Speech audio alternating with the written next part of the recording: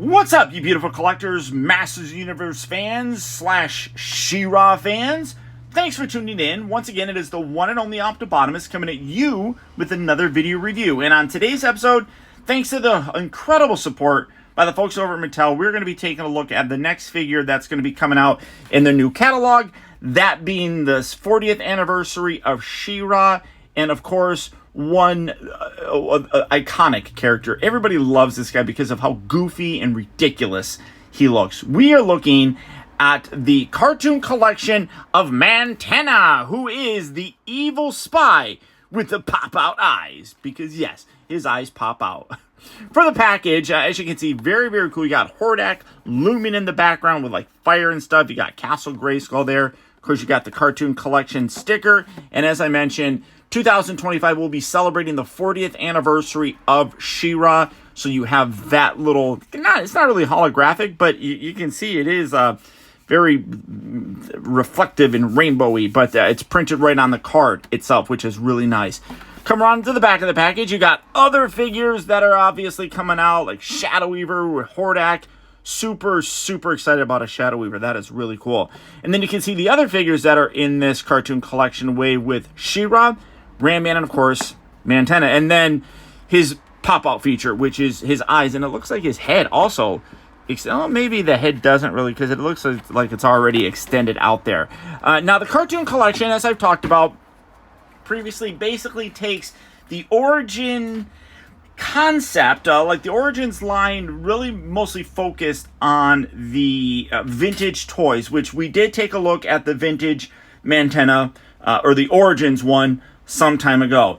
This, as a part of the cartoon collection, takes that same basic concept, but gives it a cartoon look, which is really very cool because it allows you to have both a vintage display and a cartoon display. And I don't know what I'm going to do because I have several. I have He-Man, I have Man-at-Arms, I have Skeletor. Obviously, I did a video review on the San Diego Comic-Con Too Bad.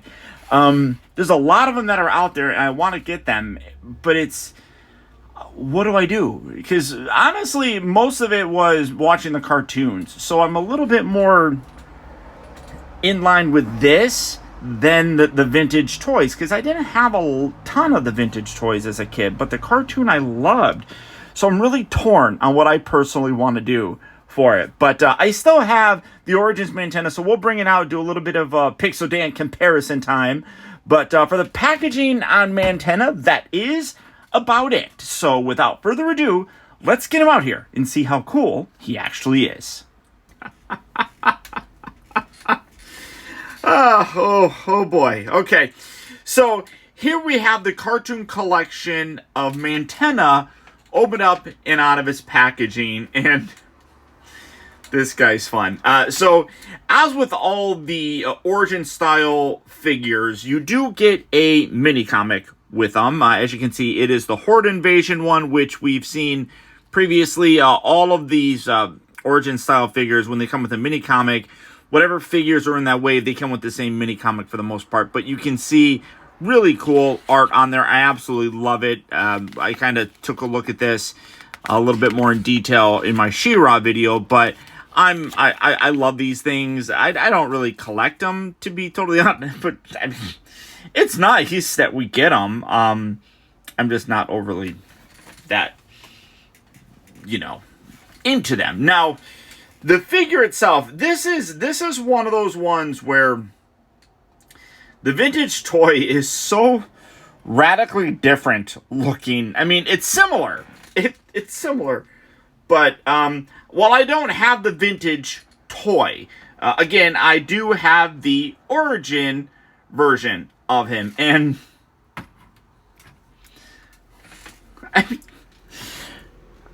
I'm honestly, I'm very amazed by this. The figure looks, to my eyes, this is almost like an entirely new sculpt.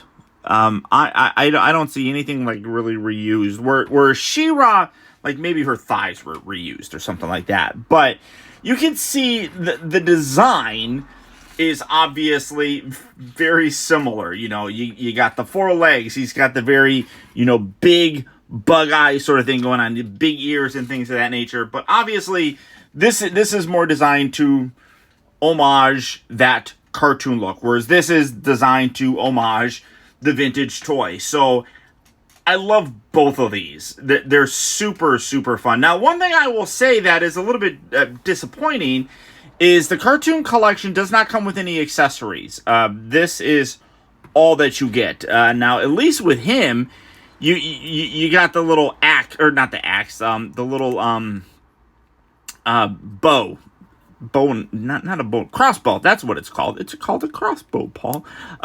You still have the bug eye effect going on there. You can do that on this guy as well. I mean, they both do that. So there's no real, like, sometimes, you know, they'll cut out a special feature kind of thing, action feature for the most part, you know, to kind of save money to do it. But, you know, they did it fully here, you know, with the action feature and the accessory. So I don't know why they couldn't have included an accessory. To be totally honest, I don't know what you would have included with him. I mean, maybe that, but or a pistol. I mean, well, they didn't really use pistols in the cartoon, but I mean, it is a little bit disappointing in that regard. I mean, this is still a pretty impressive figure for the most part because of how much is involved in it, like with the extra legs and all that kind of stuff. But there is your comparison time. I did it right up front instead of making you guys wait. Now, I really do love the way that this guy looks. He's so goofy. He's so just off the wall crazy. And, you know, if you remember the show, he sounded really, he had a weird voice to him as well. So everything about this guy was goofy. And I think that it's one of the reasons why a lot of people really dig him. I mean, he's just a very strange looking, like, why is his body blue? Like, all this is blue. He's wearing, like, nothing here in the back. Like, he's got no boots or anything. So, apparently, he only needs boots here in the front. But then his head is red. So, it's like, why? It's weird. He's got this big, giant, long neck. I mean, he can bug his eyes out, you know, and hypnotize you and stuff like that. But, I mean, like that is, like, some serious Large Marge from Pee-wee's Big Adventure stuff going on right there. That's all I got. But an absolutely gorgeous looking figure. Colors are spot on. The sculpt it nails it. I mean, everything about this is just extremely well done. I love it. You got the Horde logo right there. You got the purple for his little shirt thing. Of course, he's got the little furry breeches and then the belt going all the way around, as I talked about. He doesn't have any boots here in the back legs, but he's got the boots here in the front. Absolutely phenomenal. He's got a big old booty kind of hanging out there, but this is a great looking toy. It really, really is. Articulation wise, you can see that, I wonder if, oh yeah, you can pop that off if you, that was a solid pop too.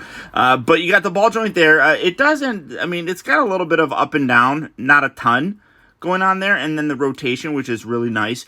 You got the arms that move forward and back, and all these figures, you know, you can still interchange the parts. That's something that I forgot to kind of talk about in the She-Ra video, that it still maintains that swappability with other figures. So, you know, you can do that if you want to. So you can rotate that, hinge it in and out. He does rotate at the elbow. There's no bicep rotation or anything. And then you have the hinge at the elbow as well. Wrists do move forward and back, in and out. I mean, you can see that his hands are completely different sort of things. You got the, like, the little, I don't even know, how would I do that? Like, something like that. Kind of like a Ninja Turtle. The Ninja Turtle looking hands on there, which, you know, they're doing the Turtles of Grayskull. So, I mean, maybe those are, like, reused from the Ninja Turtles or something like that. I could definitely see that. But you can see you have the bends, hinges, all that stuff. You have the waist that rotates. The legs here, they're all the same. You got the ball joint here up at the hip. Same with the back section. You do have a little bit of rotation with it just because of the size of the ball joint. The knees bend. They also rotate. The boots rotate. This also, even though there's not a boot and it's just like a naked leg, they still have the boot cut right there. You can see the ankles do move forward and back. They also tilt side to side. So lots of articulation in the guy, and you can position this in a way where all the legs are going to be more or less him standing straight up, which is something that with the origin figures, where'd he go? One thing that's always kind of nice about the origin figures is you could always do like the squat, so it gives that more action pose sort of thing for them. You know, he was more like that. So I'm cracking up. There are 2 figures here and there's 8 legs. It's mass insanity. But I do like that because those vintage toys had that more dynamic kind of squat to them, whereas somebody like Mantenna here, you can definitely stand his legs straight, kind of get him looking a little bit more natural looking, and he stands perfectly fine. I mean, this is how he was in the cartoon. I mean, you gotta, futz with it a little bit, but you can see that you can get a good, solid, normal cartoon-looking stance for him. So, really, I am really blown away by how crazy this guy looks and how good of a job that they did. I mean, Mattel really is taking this Master of the Universe stuff very seriously. You know, they're giving us, they went through, gave us pretty much all the vintage figures in the Origins line. I still got She-Ra out here. Giving those to us again to kind of really homage that original toy line. Now they're going through and saying, hey, not everybody just focused on the action figures.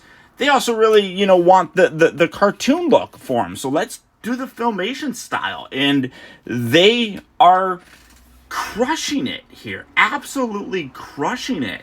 And I can't see him slowing down. I mean, they've announced the, several other figures that are coming out, like Triclops, which is, definitely a favorite of mine. Manny Faces is going to be coming out fairly soon.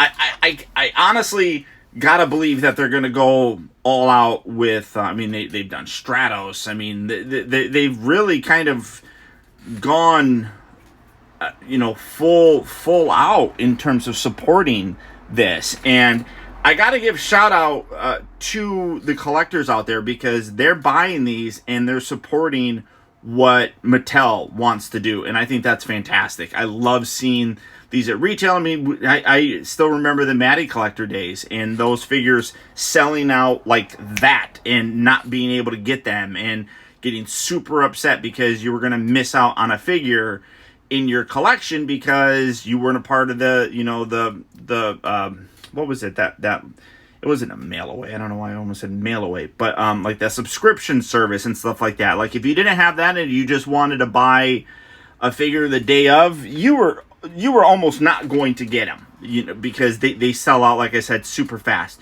So Mattel has really taken this, put these in retail, really given full support to the Masters of the Universe line, and it's great to celebrate Masters of the Universe, with their anniversary, the Princess of Power with her anniversary. It's really quite impressive to see it. And as a 45-year-old man, it's great to relive this, because this was my childhood. It's super fun. I mean, Master of the Universe, I've talked about this before. G.I. Joe, not really that big of a fan of. That was one of the shows that was on when I would come home from school. And then it was followed by Transformers, which I fell in love with. Followed by Masters of the Universe, which I fell in love with. So it's one of those kind of things where it's so great to have these figures, connect with these toys, and look at this and say, that right there, this figure right here is what I wanted when I was 5, 6, 7 years old as a kid. I mean, well, no, that was a little bit younger, because this came out in 85, so I was like 7.